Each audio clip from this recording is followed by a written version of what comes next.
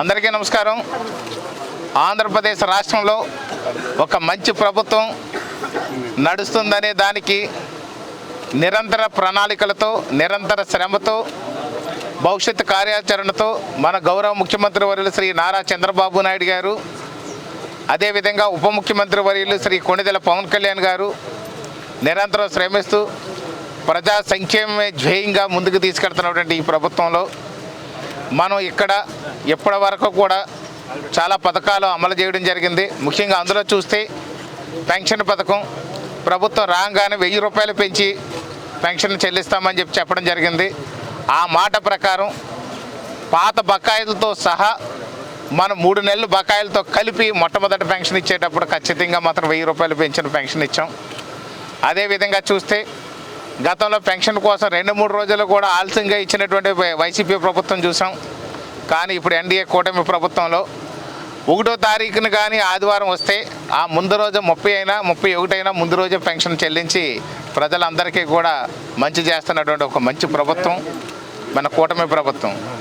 అదేవిధంగా చూస్తే ఉచిత ఇసుక అనే పథకం ఎక్కడ ఇబ్బంది రాకుండా గత ప్రభుత్వ హయాంలో ఇసుకే బంగారం ఆయన అనే విధంగా ఉన్నటువంటి పరిస్థితిని ఈ రోజున ఇసుక ఎక్కడ పడితే అక్కడ ఉచితంగా దొరకడం అనేది అదృష్టంగా భావిస్తున్నారు ఆంధ్రప్రదేశ్ ప్రజలందరూ. ముఖ్యంగా కానీ చూసుకున్నట్లయితే ఇప్పుడు రాజానగరం మండలం, కోరుకొండ మండలం పరిసర ప్రాంతాల్లో కూడా గతంలో పునాదుల్లో మట్టి వేసుకునేవారు పునాదుల ఫిల్లింగ్ కోసం. అలాంటిది ఈవేళ పునాదుల ఫిల్లింగ్ కూడా ఈ యొక్క చంద్రబాబు నాయుడు గారు ప్రణాళికలో భాగంగా పునాదుల్లో కూడా ఇసుకతో మళ్ళీ ఫిల్ చేసుకుంటున్నటువంటి పరిస్థితికి వచ్చింది. అంటే ఇసుక అంత చౌకగా ఉంది. మట్టి కొనుక్కుంటే రేట్ ఎక్కువ ఉంటుంది, ఇసుక కొనుక్కుంటే రేటు తక్కువ ఉంటుందని చెప్పి ప్రజలు చాలా సంతోషంగా ఉన్నారు. పూర్తి స్థాయిలో కూడా ఇసుకను కూడా ఉచిత ఇసుక అమలు చేసాం. ఇప్పటి వరకు బ్రహ్మాండంగా అది ప్రజలందరూ కూడా హర్షిస్తున్నారు. ఉచిత ఇసుక ద్వారా కూడా అన్ని విధాలుగా కూడా బాగుందనేది ప్రజలు ఒక విశ్వసిస్తున్నారు. ప్రజలు చాలా అభినందిస్తున్నారు, ప్రశంసిస్తున్నారు కూడా. అదేవిధంగా 3 గ్యాస్ సిలిండర్ల విషయంలో కూడా గౌరవ ముఖ్యమంత్రి వర్యులు సూపర్ 6లో పెట్టినటువంటి 3 గ్యాస్ సిలిండర్లు ఉచితంగా ఇస్తామనేది కూడా పథకాన్ని మనం గత సంవత్సరం సమర్థవంతంగా కూడా మనం అది అమలు చేసాం. ఈ సంవత్సరం కూడా అమలు చేస్తున్నాం. అలాగే చూస్తే ఇప్పుడు రాబోయే రోజుల్లో రేపు 12వ తేదీ కల్లా కొత్త పెన్షన్లు 75,000 పెన్షన్లు మన కొత్త పెన్షన్లు కూడా ఇవ్వడం జరుగుతుంది.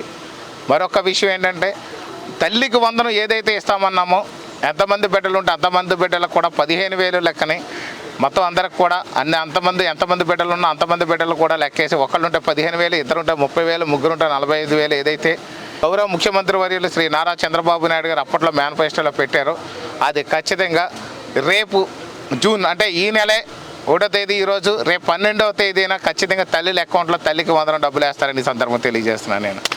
అదేవిధంగా చూస్తే మనకి ఏదైతే అన్నదాత సుఖీభావ స్కీమ్ అనేది ఉందో రైతుకి 20,000 రూపాయలు పంటకి ఆర్థిక సాయం ఇస్తామన్నారు.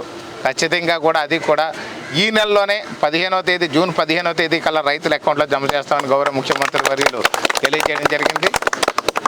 అంతేకాకుండా మహిళలకు ఉచిత బస్సు ఏదైతే ఇస్తామన్నామో అది ఆగస్టు 15th నుంచి కూడా ఒక క్యాలెండర్ ప్రకారం ఖచ్చితంగా మేము చేస్తామని చెప్పి గౌరవ ముఖ్యమంత్రి వర్యులు చెప్పారంటే చేసి తీరతారని చెప్పి సందర్భం మీ అందరికీ తెలియజేస్తున్నాం. అలాగే రేషన్ షాపులు గతంలో చూస్తే ఈ యొక్క వ్యానుల్లో తీసుకొచ్చి ఇంటికి బియ్యం ఇస్తామని చెప్పి నెలలో ఏదో రోజు ఎవరో అందుబాటులో లేనప్పుడు ఆ వ్యాన్ తీసుకొచ్చి బియ్యం ఇస్తున్నామని చెప్పేసి వాళ్ళు ఒకసారి వచ్చి వెళ్ళిపోతుండేవారు.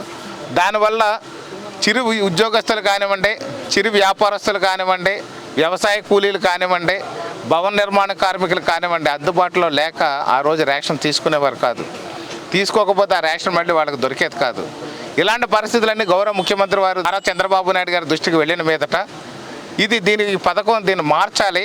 ప్రజల యొక్క సంక్షేమం, ప్రజల శ్రేయస్సు, ప్రజల అభివృద్ధి, ప్రజల అవసరాలు తీర్చడమే ప్రభుత్వ లక్ష్యం కాబట్టి దీన్ని మార్చాలన్న ఒక ప్రణాళికతో తీసుకొచ్చారు. మళ్ళీ గతంలో ఎలా అయితే ఉండేదో డీలర్ ద్వారా ఈ యొక్క రేషన్ ఇచ్చేవారో ఇప్పుడు అదే సిస్టమ్ రావాలని చెప్పేసి మళ్ళీ పునఃప్రారంభించడం జరిగింది. ముఖ్యంగా కానీ చూసినట్లయితే 15 రోజుల పాటు రేషన్ ఇచ్చే విధంగా ఇప్పుడు చర్యలు తీసుకున్నారు. అంటే 1వ తేదీ నుంచి 15వ తేదీ వరకు కూడా రేషన్ ఇస్తారు. రేషన్ షాప్ అది కూడా ఉదయం 8 గంటల నుంచి 12 గంటల వరకు, సాయంత్రం 4 గంటల నుంచి 8 గంటల వరకు కూడా పనిచేస్తుంది. అంటే దీనివల్ల ఎక్కడికి వెళ్ళినా చివరికి పొలం పనులకు వెళ్ళినా, లేకపోతే భవన నిర్మాణ కార్మికులు ఎక్కడెక్కడో బిల్డింగ్లు కట్టడానికి వెళ్ళినా, లేకపోతే వ్యవసాయ కూలీలకు వెళ్ళినా, ఎక్కడికి వెళ్ళినా సాయంత్రం కూలి పని నుండి వచ్చిన తర్వాత తీసుకునే విధంగా వెలుసుబాటు ఉంది. అంతేకాకుండా రాష్ట్రంలో ఎక్కడైనా రేషన్ తీసుకోవచ్చు. ఎందుకంటే చాలామంది చుట్టుపక్కల పరిసర ప్రాంతం వాళ్ళంతా కూడా కొంత వ్యవసాయ పనుల నిమిత్తం బయట ప్రదేశాల్లో కూడా స్థిరపడిన వాళ్ళు ఉన్నారు. అలాగే తాత్కాలికంగా కూడా ఈ పొగాకులు అవి వేసినప్పుడు ఈ ఒంగోలు నెల్లూరు ఏరియాలో కూడా వెళ్తారు, ఇటుక బట్టీల పనుల మీద వెళుతుంటారు. అలాగే కొంతమంది వాచ్మెన్లు గాను, కొంతమందికి ఇంటి పనులు చేసుకోవడానికి కూడా ఈ ప్రాంతం వాళ్ళు వివిధ ప్రాంతాల్లో సెటిల్ అయి ఉన్నారు. వాళ్ళందరూ కూడా ఆ ప్రాంతం నుంచి ఈ రేషన్ తీసుకునే వెలుచుబాటును కూడా మన గౌరవ ముఖ్యమంత్రి శ్రీ నారా చంద్రబాబు నాయుడు కల్పించడం అనేది చాలా గొప్ప విషయం అని ఈ సందర్భంగా తెలియజేస్తున్నాను నేను. అంతేకాకుండా రాబోయే రోజుల్లో కందిపప్పు, రాగులు, ఈ యొక్క నూనె అన్నీ కూడా ఇచ్చే విధంగా చర్యలు తీసుకోబోతున్నాం. మన గ్యాస్ సిలిండర్లు కూడా 3 సిలిండర్లు ఎలా ఇచ్చామో ఇది కూడా పథకాన్ని సమర్థవంతంగా చేస్తాం. ఎప్పటికే మన ఈ బొబ్బుల్లంకలో చూసినట్లయితే ఇక్కడ రౌడీయిజం బాగా ఎక్కువ ఉండేది. మన ప్రభుత్వం వచ్చేనాటికి రోడ్డు మీద కూడా ఇక్కడ దౌర్జన్యాలు చేసి చాలా ఇబ్బందులు పెట్టారు. అసెంబ్లీలో సైతం కూడా మనం మాట్లాడాము. రౌడీయిజాలు పోయినాయి, భూ కబ్జాలు పోయినాయి. రాజానగరం నియోజకవర్గంలో బ్లేడ్ బ్యాచ్లు పోయారు, దొంగలు పోయారు, అందరినీ పంపించేసాం. ప్రశాంతమైన రాజానగరం నియోజకవర్గాన్ని కూటమి పెద్దలు అందరూ కలిసి ఏర్పరిచారు. ప్రజలందరూ కూడా సంతోషంగా ఉన్నారు. అన్ని పథకాలు సక్రమంగా అందని విధ్వంస పాలన, ఆర్థిక విధ్వంసం, ఆస్తి విధ్వంసం, ఈ యొక్క అభివృద్ధి విధ్వంసం జరిగిన వైసీపీ పాలన నుంచి తీసుకొచ్చి వికాస పాలన మన గౌరవ ముఖ్యమంత్రి శ్రీ నారా చంద్రబాబు నాయుడు గారు అందిస్తున్నారు. మన రాజానగరం నియోజకవర్గం సుభిక్షంగా ఉంది.